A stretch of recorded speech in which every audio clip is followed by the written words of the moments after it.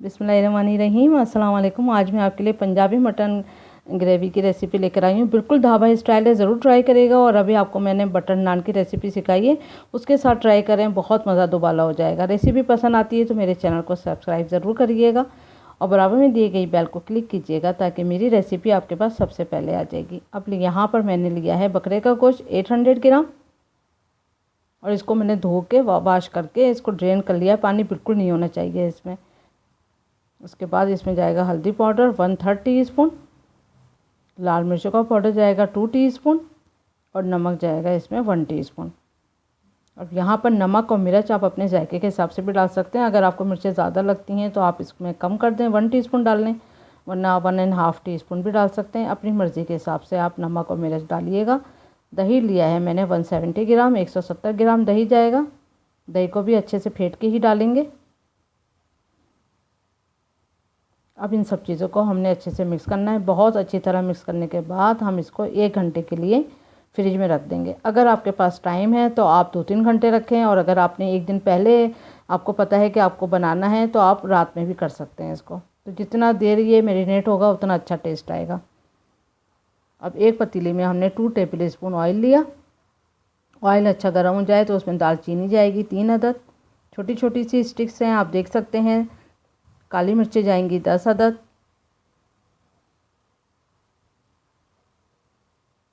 हरी इलायची जाएगी 4 से 5 अदद, लौंगे जाएंगी 4 से 5 अदद, सौंफ जाएगी 1 टेबल स्पून।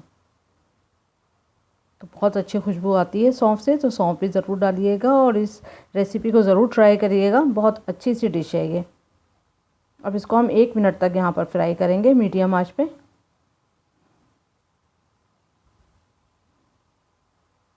बस 1 मिनट हो जाएगा तो फिर हम इसमें बारीक कटी प्याज डालेंगे। 3 अदद मीडियम साइज़ के हमने प्याज को बारीक काट लिया। फिर इसमें प्याज डालेंगे। प्याज को हमने इतना ही फ्राई करना है कि बस इसका कलर ना चेंज हो, बस ये सॉफ्ट हो जाए। सॉफ्ट होने तक हमने इसको फ्राई करना है। तो ये देखें प्याज जो है वो अच्छे से सॉफ्ट हो चुकी है। आप देख सकते हैं कलर बिल्कुल नहीं चेंज हुआ है इसका। ये देखें। अब इसमें हम टमाटर डालेंगे। तो टमाटर भी इसमें 3 मीडियम साइज़ के जाएंगे। अच्छे लाल वाले टमाटर लिएगा और 3 मीडियम साइज़ के टमाटर बारीक कटे हुए। बस अब इसको हमने इतना ही पकाना है कि ये सॉफ्ट हो जाए और अच्छे से पक जाएं। तो ये देखें टमाटर भी अच्छे से पक चुके हैं। आँच को मीडियम ही रख रहे हैं और टमाटर और प्याज जो है अच्छे से पक चुके हैं। अब इसको हम प्लेट में निकाल लेते हैं ताकि ये ठंडे हो जाएगा तो फिर हम इसका पेस्ट बना लेंगे।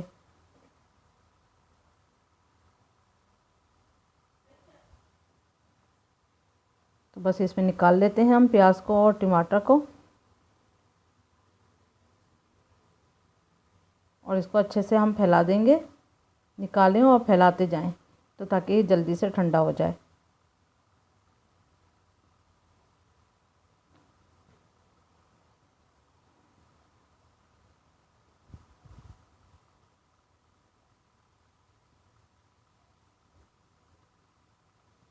ये देखें। बस अब इसका ठंडा होने का वेट करते हैं, फिर हम इसका पेस्ट बना लेंगे।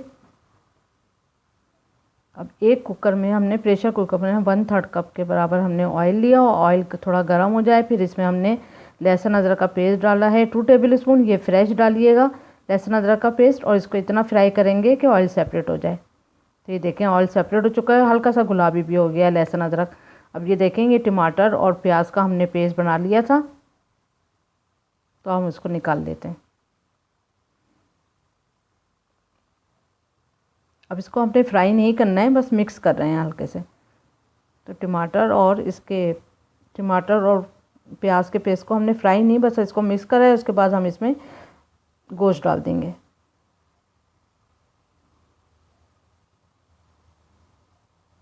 उसके बाद इसमें हमने धनिया पाउडर डालना है 1 टेबल स्पून और भुना हुआ पिसा हुआ ज़ीरा डालना है 1 टीस्पून। अब आप ये देख सकते हैं यहाँ मैंने दोनों चीज़ें जो हैं वो मेजरमेंट वाली यूज़ करी हैं। तो 1 टेबल स्पून मेजरमेंट वाला चमचा है और 1 टीस्पून भी वही, क्योंकि ये अच्छा इसमें ज़्यादा होता है। तो अगर आपके पास घर का स्पून यूज़ कर रहे हैं तो 1.5 टेबल स्पून डालिएगा धनिया पाउडर और 1.5 टीस्पून भुना हुआ पिसा हुआ ज़ीरा। इसको अच्छी तरह मिक्स कर लेते हैं। उसके बाद हमने 2 कप के बराबर इसमें पानी डाला। इसको पानी को थोड़ा सा हम इस तरह मिक्स कर देते हैं।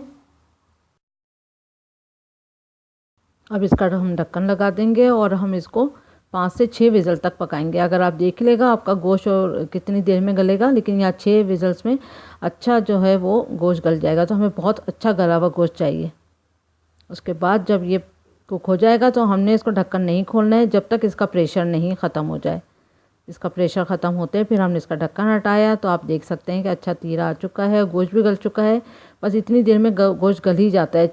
5 से 6 सीटियों में आराम से गोश्त जो है वो अच्छा सा गल जाता है और हमें अच्छा सा गला हुआ गोश्त चाहिए। अब यहाँ पर हमने हरा धनिया डाला 1/2 कप के बराबर बारीक कटा हुआ। 2 से 3 हरी मिर्चें डाल लें आप काट के। गरम मसाला पाउडर जाएगा 1 टेबल स्पून। ये होममेड गरम मसाला है, इसका लिंक मैं आपको दे दूँगी आखिर में भी और डिस्क्रिप्शन बॉक्स में भी। अब इन सब चीज़ों को हमने अच्छे से मिक्स करना है। मिक्स करने के बाद हमने इसको ढक्कन लगा के 5 मिनट के लिए इसको ढक के छोड़ देंगे। हमने चूल्हा नहीं जलाना है, सिर्फ ढक के छोड़ देंगे 5 मिनट के लिए, ताकि गरम मसाला, हरा धनिया, हरी मिर्चों का जो फ्लेवर है आपस में सब मिक्स हो जाए। 5 मिनट के बाद फिर हम इसको डिश आउट करेंगे। बस अब ये रेडी है। तो गरम गरम नान के साथ आप बनाएं। इतनी देर में आप इसको प्रेशर लगाएंगे, गोश्त गलेगा, उतनी देर में आप नान भी रेडी कर लेंगे। तो गरम गरम नान के साथ ज़रूर इसको खाएं तो बहुत मज़ा आएगा। और उम्मीद करती हूँ आपको आज की रेसिपी ज़रूर पसंद आई होगी, तो ज़रूर ट्राई करें। Thank you for watching. Like करना नहीं भूलिएगा अगर रेसिपी पसंद आती है तो। अपना ख्याल रखें। अल्लाह हाफिज़।